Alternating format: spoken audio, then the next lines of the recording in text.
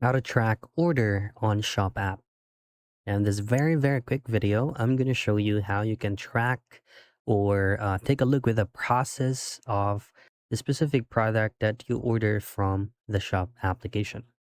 So first things first, before doing so, you're going to have to ensure that you're currently running the latest version of Shop application by going into your Google Play Store or any app store that you use to download applications.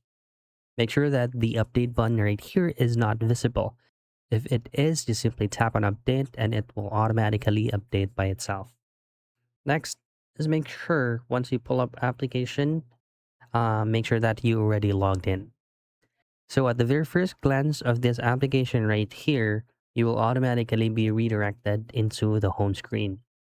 So at the middle part of this app is you should see the home button, the magnifying glass, which will allow you to look for the specific product that you would like to purchase, and then the product or the feature that we're looking for, which is going to be the third option, is the track option.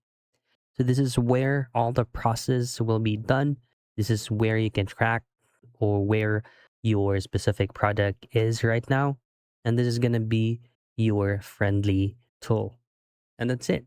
That's how you track order on Shop app.